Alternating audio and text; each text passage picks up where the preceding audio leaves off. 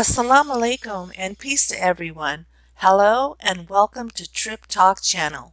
Inshallah, I will share interesting stories and information. Let's get started. Bismillah, in the name of God. This story is about getting lost in China. Before arriving in China, the reality of experiencing a significant language difficulty never entered my mind. I truly believed everyone spoke English, if not fluently, enough for the essentials to be understood.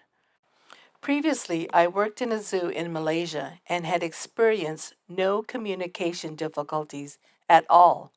Of course, this was because an English charity had set up my placement in the zoo, and an English speaker looked after me. But taxi drivers in Kuala Lumpur could communicate tolerably well in English, and the vast shopping malls were a doodle. The only slight disaster I almost had was when I accepted an invitation to go into Grandma's tiger's cage with the zoo's big cat keeper. The keeper's English was the poorest I've come across in Malaysia. He and I stepped into Grandma's tiger's cage, and the two of us seemed surprised when she licked her lips with anticipation. Her eyes began glinting menacingly. Despite being badly impeded by arthritis, the tiger still managed to make a fairly credible lunge at me. At that point, the keeper, who said he couldn't speak English, began screaming, "Run, run!" Without the keeper's quick action at getting me out of the cage, it was doubtful there would have been much left of Grandma's tiger's English visitor. So clearly, here was proof that saying you could not speak English was untrue. If a tiger is about to eat your cage companion, the right English words to assist the tricky situation will be easily found. All English speaking people know this. I went to Costa Rica to work at a sloth rescue center down south.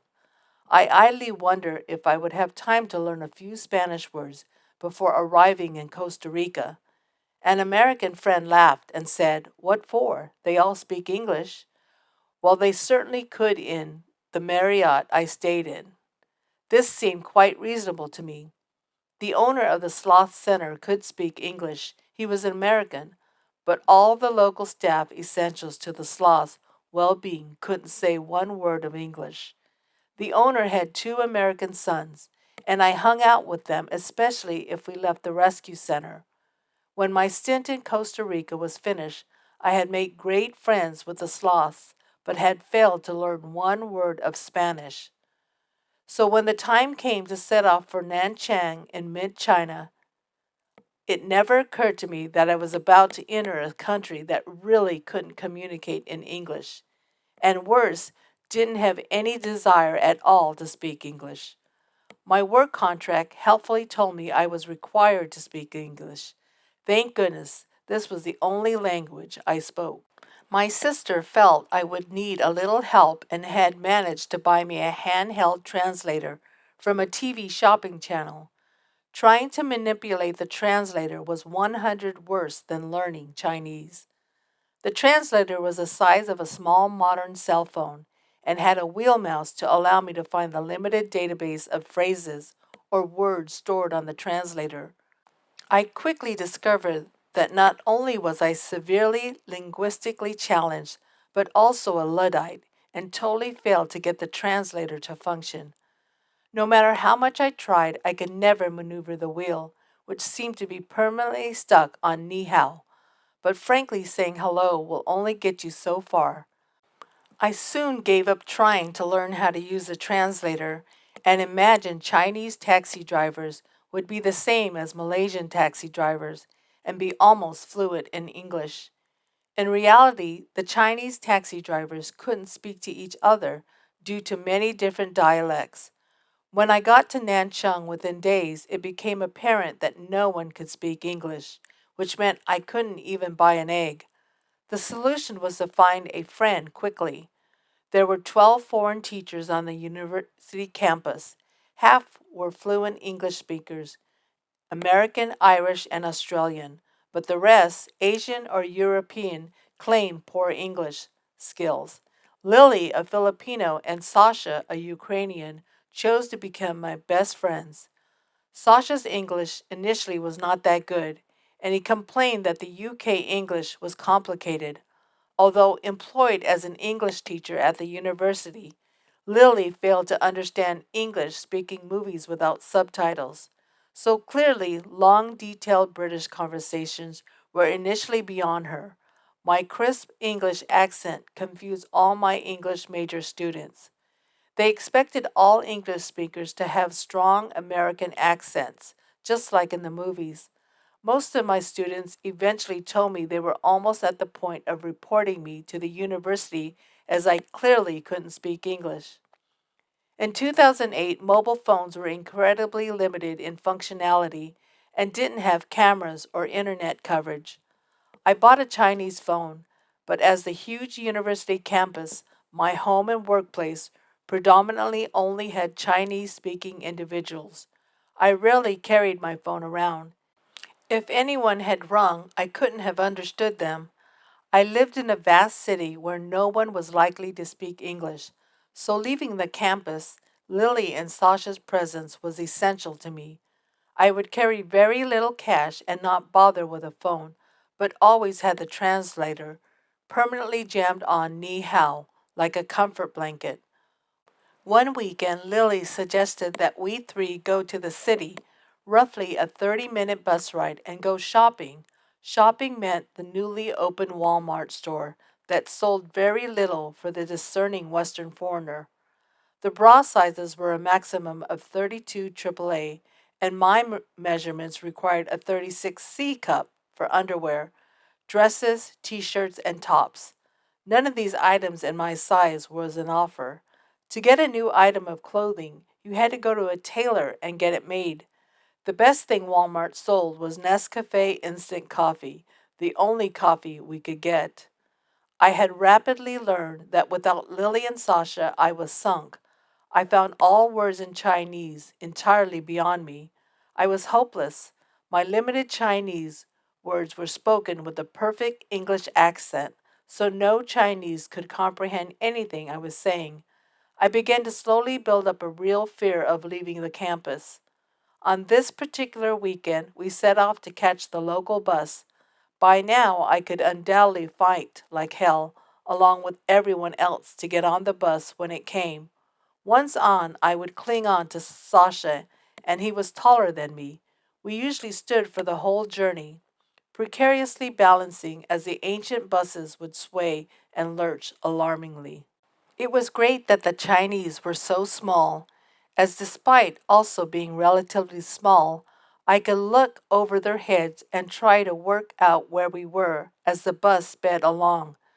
But halfway to the location, I'd been a complete muddle and have no idea where we were. Living in China wasn't just about language and food differences. Everything was different, and all the newly built cities in China were huge, meandering mazes.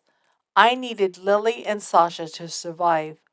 Our shopping day had landed on some Chinese holiday, and we got to the bus stop. Hundreds of people had been marshaled into queues. Extra buses were running with mysterious new numbers and locations. None of these things meant anything to me. I was quite capable of getting on the regular 205 bus, and when Sasha and Lily made their way to the exit door, I would obediently follow them. On this particular day, however, we were branching out and getting on a number 708, going to God knows where. We were to have a day out in an area of Nanchang where I had never been. I had no memory of why or what it was all about, but as usual, Sasha and I began arguing. This was quite normal. It often livened up Sasha's English. As the disagreement between us started, his English would remarkably improve. Unfortunately, due to the crowds waiting for the bus, we couldn't carry on the full blown argument we were comfortable with. Lily had no interest in our arguments and would stand waiting for the bus to arrive while shopping in her head. Lily loved shopping. Much later in the day, tired but still full after our lunch, we arrived at the bus stop, and Lily tried to work out which bus number to catch. Due to the holiday, many bus numbers seemed to have changed. We changed bus stops several times until a bus stop decision was made. Despite Lily and Sasha being old hands in Nanchang, I could feel their nervousness about embarking on a new, different bus route. The overcrowded bus arrived, and we scrambled and fought our way onto it. As the next bus stop, 3 seats became available. Lily went and sat at the front, Sasha sat at the back, and I sat somewhere in the middle. The bus shortly became full to bursting again. Now and again I would half stand in my seat to see the back of Lily's head and the front of the bus. I never checked on Sasha's location, as we were still not talking to each other. The bus journey was interminable. I glanced out of the window and recognized absolutely nothing at all. I could have been on the moon. As the long journey continued, I pulled my gaze from the window and stared anxiously at the back of Lily's head, knowing what a disaster it would be if I lost her. I couldn't see Sasha, as there was a solid wall of passengers between him and my section of the bus. As we approached the next stop, Lily stood up to leave the bus. Oh, misery! It wasn't Lily. It was a Chinese woman with her same hair and skin color as Lily and wearing very similar clothing. I felt the rush of full blown panic attack charging through me and had to control the scream rising in my throat. I attempted to stand up and anxiously look for Sasha. No Sasha. Somehow Lily and Sasha had gone off the bus and left me to my fate. So there I was, living a nightmare, alone on a bus, traveling through an enormous, strange city, possessing zero local language skills and a translator app that I couldn't use. I felt a genuine terror that I probably hadn't experienced since having nightmares as a child. I began to doubt my legs would support me, as they seemed to have developed a wobble. Hanging on to the back of the bus, I gingerly made my way to the exit doors and pressed the bell for the next bus stop. I looked at the passengers and failed to find a friendly face among any of them. Frankly, they all looked horror struck to have this strange looking woman amongst them. Having alighted, I stood dejectedly at the bus stop, certain that a distraught Lily and Sasha would get off the next bus searching for me. But no Lily or Sasha appeared. 3 buses passed, and not one contained Lily or Sasha. What the hell was I going to do? The few Chinese people who passed me gave me a very wide passage. With my blonde hair and pale skin, let alone my strange shaped Western eyes, I looked too weird, and I could almost see them shudder at my alien appearance. Standing at a strange bus stop in Nanchang, with sod all idea where I might be, the panic began to retake control. My bladder got fuller and fuller, and waves of nausea began to travel up to my throat. When the 205 bus miraculously appeared, surely this bus goes to the campus. The one thing I could say in Nanchang Chinese was Nanda, meaning big university. I bravely stuck my hand out for the bus to stop. Nanda, I shouted, and the driver grunted and held out his hand for 1 yuan coin. The bus was half empty, so I quickly found a seat. I sat down, getting control of the panic. A boy of about 18 came up to me and said, Nanda? I nodded, and the student nodded in return and sat directly behind me. Finally, the student nudged me and said, Nanda, and the two of us got off the bus. We walked silently through the campus, as neither of us could communicate one single word of the other's language. Hours later, looking from the safety of my flat window, peering into the darkness, I could finally see Sasha and Lily walking through the campus. They seemed to be ferociously arguing. I rushed to meet them in the lobby. Like an anxious parent, Sasha starts yelling, Where the hell have you been? We've been looking for you for hours. Lily said the little, but frankly looked fit to kill. She finally said, Thank God you had the translator with you.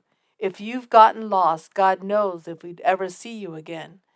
In the 8 years I lived in Nanchang, despite trying to learn Mandarin, I could honestly say the best communication tool was my very loud voice, bellowing, Can anyone speak English? And I would eventually hear someone say, very poor, very poor. And guess what? Very poor English was truly magical. This is the end of today's video. Thank you for watching this video. We would be happy if you subscribe to this channel, like, share, and comment. Inshallah, I will see you in the next video. Masalama.